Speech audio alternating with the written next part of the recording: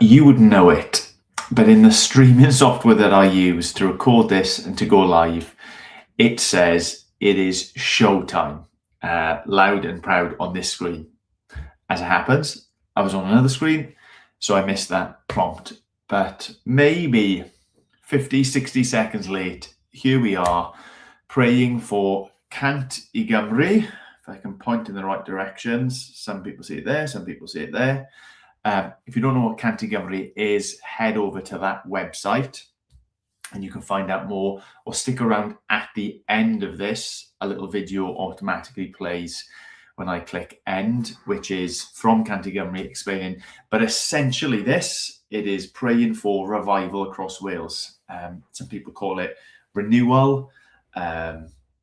Some people will talk merely in terms of the planting of churches, the saving of souls, but that is in essence what this is about. God's glory filling the nation of Wales once again, there being many, many communities which are just completely and utterly given over in trust to the Lord Jesus Christ. We have a rich heritage of lifting up the name of Jesus, singing about Jesus. I mean, that still happens in so many places, and it is completely unconnected to any sort of love, faith, trust, dependence on him. So Cant i Gymru is about Wales as a nation and the people who call it our home, trusting in Jesus en masse. So what we do is we come online, we read a portion of scripture, we reflect a little bit on that portion of scripture and see how that influences the sorts of things we might pray for church planting, for revival, for those involved in church planting across Wales. Simple as that. I leave all the complicated stuff to the Cant i Gymru leaders, and they will be doing more complicated stuff on Saturday up in Builth Wells. It's the next day for Wales, and Andrew Ollerton, Steph Morris and Becky, whose surname I can't remember, are going to be the speakers up there. I don't know anything else about the day other than I went last year and it was class. It was such an encouragement to see so many and such a diversity of people all coming together under this umbrella with this vision to see Wales revived and God's glory increase in the nation of Cymru. Okay, so I said we come on, we have that to pray for, and we look first of all at a portion of scripture and let this kind of influence how it is that we pray for that. And we've gone back and forth in the Psalms. We followed Owen Cotham's. We followed Owen Cotham's book, the Psalms of Asaph for Renewal. And I thought, well, where do I go next? And I just thought we'll start at the beginning, Psalm 1. And it is a psalm that has spoken to me so much, and I think is so fundamental to the Christian life in general. I thought, why not let this influence today how it is that I'm going to pray for revival and renewal across Wales. Blessed is the one who does not walk in step with the wicked, or stand in the way that sinners take, or sit in the company of mockers, but whose delight is in the law of the Lord, and who meditates on his law day and night. That person is like a tree planted by streams of water, which yields its fruit in season, and whose leaf does not wither. Whatever they do prospers. Not so the wicked, they are like chaff that the wind blows away. Therefore the wicked will not stand in the judgment, nor sinners in the assembly of the righteous. For the Lord watches over the way of the righteous, but the way of the wicked leads to destruction. Now, this is a psalm. I am going to struggle not to just try and preach. But the thing that jumps out at me there is like the qualifying difference between those who are wicked, sinners, mocking of God, who will not stand, and those who are called blessed, those who are happy, those whose lives are full. That's what we're praying for Wales. And the qualifying difference is this attitude towards God and his instruction. Blessed is one whose delight is in the law, or the instruction, the leading of the Lord, meditates on his law day and night. Now, I remember not last year, the year before, we had a series in our church looking at the wonderful DVDs made by Jonathan Thomas about a history of revival in Wales. And one of the things that jumped out at me was that preceding some of the great revivals recently in our nation's history was like a national corporate collective coming to the scriptures, God's word. The different things were happening just in the life of the nation, which made the word of God something that was familiar to people. That was done through translation of the scriptures. That was done through the Bible being used to taught, like reading and writing to people. That was done through music. That was done through catechisms that became really popular. But there was like this sharp increase in people interacting with God's word and knowing that the basics of the scriptures. And then Psalm 1 now, thinking about praying for revival for Wales, renewal across Wales, for churches to be planted, for people to respond to the gospel by placing their faith and their trust in Jesus. And Psalm 1 said, well, blessed is the one who delights in the law, the instructions, the teachings of God, who meditates on that day and night. I think one of the things we should be praying for is that people in our nation would come to God's word. Maybe that is something that we need to do better as churches, as believers, to think of ways to make the scriptures known once more, to be part of the collective imagination, the collective mind and memory. Maybe this is just a prayer for God to be at work in people, giving them a hunger and a thirst for his word and him in his word. But I genuinely believe that that will make a material difference in his glory, in his kingdom, in the state of the church, in the state of our nation, if we love him and his instruction, his wisdom, his leading through his word. So I think maybe that's going to be like the main focus of my prayer then. If we read it as a corporate national thing, that nation is like a tree planted by streams of water, yielding fruit in season. Yeah, I won't get political, but we do have a way, don't we, in our nation of mocking God, of ignoring God, cutting God out, wanting to silence his voice through his word, through his people speaking, through quenching of the spirit. But here is this picture of people who delight, who seek, who want. When they have, they take it seriously. Yeah, let's pray for that. And continue to pray for Noddfa Llyn. Noddfa Llyn. I'm confused. I've confused myself.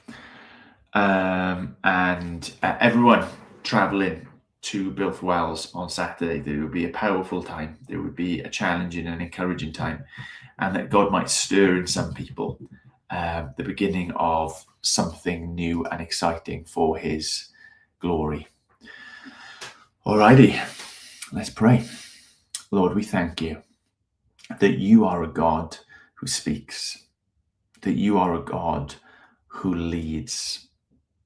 You are a God who shows us what life can be like, what life ought to be like. Life ought to be lived with you, following you, yielded to you. And our prayer is that for the nation of Wales, that would be a true description, not for the few, but for the many. We would be a nation of people who know you, who love you, who follow you, who hang on every word that you have spoken to us in your word, and that you still speak to us today through Christ and through the Spirit. Lord, make us a church which delights in your word, let alone a nation which delights in your word. But make us a church which is offering freely Christ found in the scriptures.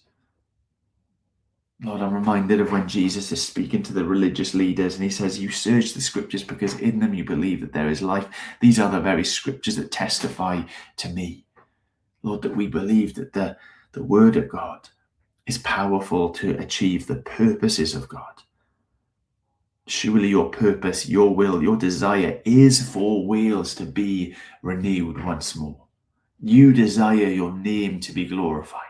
You desire for your church to be growing. You desire for many, all, to come and to trust in the name of Jesus, to find forgiveness and redemption and salvation in him. Lord, that we would believe that through your word and the words we proclaim of Jesus Christ, the word, that would be true. Lord, that we would be a nation who knows what it is that you have said, what you are saying now. Lord, it seems like that in and of itself seems like an impossible task. That Cymru would be a place where people know what it is that you have said. They know who you are in your revealedness through the scriptures. That all that guessing, all that misinterpreting of your character and your nature would be done away with, because people would know your word, what you have revealed. Oh, I pray for that hunger to increase in our nation. And we feel that it already is, of people who are keen and desperate to know from us, the church, but from you through your scriptures. Lord, let there be a revival in devotion and delight in what it is that you have said, what has been preserved, what has been passed on. And let that be the dawning of renewal across Wales. Lord, we thank you in anticipation for what might happen in Builth on Saturday. I thank you for the joy to be able to gather with brothers and sisters from up and down the nation, from all sorts of different backgrounds, all sorts of different church backgrounds, but with this singular passion and purpose to see revival in our land once again. I pray for safe travels for the attendees. I pray for safe travels and preparation for those who will be sharing and speaking. I pray for a time when you would spark a fire in people, that it would be a turning point for people to consider you and what it is that you are calling them to do very specifically in this nation. Because, Lord, we care. Not as much as you care, but we do care about our kinsmen, our countrymen of this nation, which has a history of knowing you and delighting you, but at the moment is more like a nation of wicked, mocking sinners. Where is the hope in that? The hope is that we would be changed. The hope is that the nation would be turned round. The hope is that the nation would come to want to love you and to follow you in Christ through your word. For you watch over the righteous, and all other ways lead to destruction. Lord, we continue to lift up to you those who have already planted churches. We thank you so much for what it is that they have sacrificed, the steps that they have taken to make your name great in these places. We ask that they would know the life that comes from following Jesus, that their lives would not be marked by the enemy's desire to steal and destroy and kill, but their lives would be marked by Jesus, bringing abundant, full life into our experience. That they would know the joy of folks hungry for your word, transformed by your word, saved by Jesus. Lord, be at work amongst us in these and a million other little ways as you glorify yourself, as you extend the reach of your rule and your reign in this nation. For your name's sake, we pray. Amen. Amen. Genuinely, I hope to see some of you in Builthwells on Saturday. If we've never met and you've tuned in ever before, I would love for you to come over and say hello and let me know that there are people who are praying with me. All right, here comes the video. Peace. What would it take to see 100 healthy churches planted in Wales in the next 10 years? A little under 200 years ago, Christmas Evans, one of Wales's most prolific church planters, said this: "Perhaps there has never been such a nation as the Welsh, who have been won over so widely to the hearing of the gospel. Meeting houses have been erected in each corner of the land. There is virtually no other nation whose members have professed the gospel so widely." Fast forward to the turn of the 20th century, historians estimate that over 90% of the population worshipped Jesus each week, even before the 1904 revival swept through the land. We might have been forgiven for thinking that the glory days would never end. And yet, most people growing up in Wales in these days are confused or clueless about who Jesus is and what he's done for them. And the question is, how will we respond? Will we respond with faith or fear? Will we respond with ambition or apathy?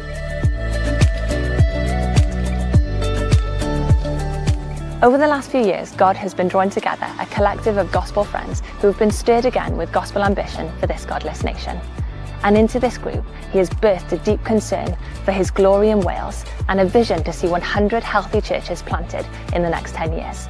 And we want you to be a part of it. We're calling this initiative Cant i Gymru, which is 100 for Wales in Welsh. This isn't about any one network or denomination. It's not about any brand or tribe. We want to partner with anybody who loves Jesus and loves Wales and wants to work together to see the gospel transform lives and communities across the whole of Wales in both Welsh and English. So the strategy is simple. We're going to pray like the glory of Jesus and the lives of millions of people are at stake. We're going to raise up an army of ordinary intercessors to ignite 100 hours of prayer a day for church planting and revival in Wales. We want to inspire a fresh wave of pioneering leaders from near and far to reach every corner and community of Wales in the years to come. We will work to equip planters and their teams, partnering with the many great organisations already at work in Wales. And then we hope to send them out into the harvest fields, all the while providing a relational community for support and encouragement along the way. Whoever you are, wherever you're watching this video, we would love you to join our army of ordinary intercessors. Would you give us just 15 minutes a week to pray for church planting and revival in Wales? You can sign up online at 100.cymru. Or maybe you're feeling inspired to play your part. The Holy Spirit is already stirring the hearts of men and women across Wales and the world to get involved. If that's you, whether it's to get trained to plant a church, be part of a team, or be involved in some other way, we'd love to hear from you to see how we can help, encourage and support. Finally, church leaders, we'd love you and your church to join us on the journey. Let's work together to see the tide turned, churches planted, and the praises of Jesus resounding in this precious nation again. Let's connect and dream together. And so as we step into this initiative together, we do so aware of where we start. Many of us in Wales feel small, weak, defeated, and fearful. But our confidence is in a God who uses such people to bring great change by his power. Like David before Goliath, we sense that now is the time to step forward with purpose, ambition, and courageous faith, trusting that God will use the little that we have to bring great glory to his name. Like the returning exiles in the days of Ezra, we sense that now is the time to rise and rebuild, working together to raise up temples of God's presence across this land. And like the disciples gathered in that upper room, we hear our Master sending us out with good news to share and with the Holy Spirit to empower us as we go.